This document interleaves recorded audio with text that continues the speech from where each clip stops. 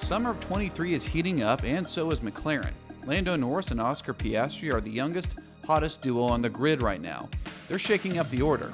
Aston Martin are quaking in their driving shoes. Well, Fernando Alonso's quaking in his hair. Mercedes are competitive as well and looking to fend off drivers from both teams. But from how it looks, they're going to have their hands full. McLaren may have played their cards exactly right this year because, as it seems, they bit the bullet on gathering data throughout the first races of the year to reap the rewards now.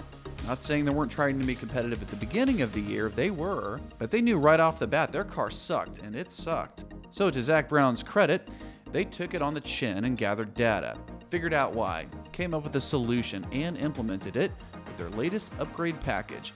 And they couldn't have timed it better, because Russell isn't finishing next to Hamilton, Stroll isn't finishing next to Alonso, but Lando and Oscar are. Let's not forget, they were facing some serious setbacks at the beginning of the year. In Bahrain, Piastri DNF'd in his first F1 race ever, and Lando finished a balmy 17th place.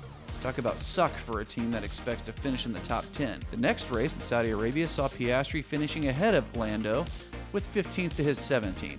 So, the start of the 23 season was not kind to McLaren, and it went on, for a while in fact, with both drivers finishing near the bottom of the grid consistently, but usually within 2 places of one another. And if you follow F1 close enough, you know that drivers are finishing close together.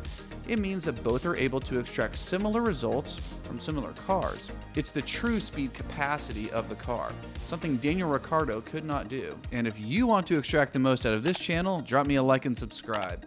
I'm looking to do more Friday night uploads now instead of Tuesdays, and feel free to follow me on Twitter and Instagram. Still trying to figure out the whole Instagram Reels thing with the text and all. Might need to hire someone because I'm like a one-man show over here and I could use an assistant. So if anybody knows some smoking hot Brazilian. Anyways, as it stands, Aston has 184 points compared to McLaren's 87, and there's plenty of time to make those points up. Lando, for the first time in his career, has podiumed in 2 consecutive races, and Max has a broken trophy to prove it. Now, Piastri, the second McLaren driver, is flirting with podium every race as well. So let's talk about that for a second.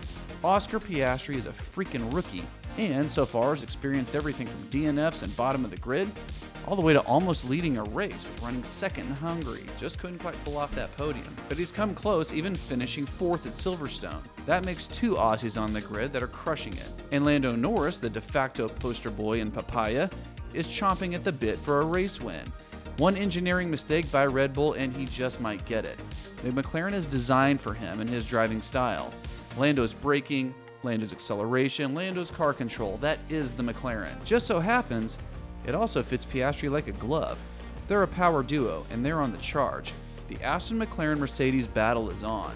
Still a lot of season left to make up points. Do you guys think Aston and McLaren can genuinely threaten Mercedes' second place constructors position, or is it a battle for third? Let me know in the comments. Thanks for stopping by, keep kicking ass, and I'll see you in the next one.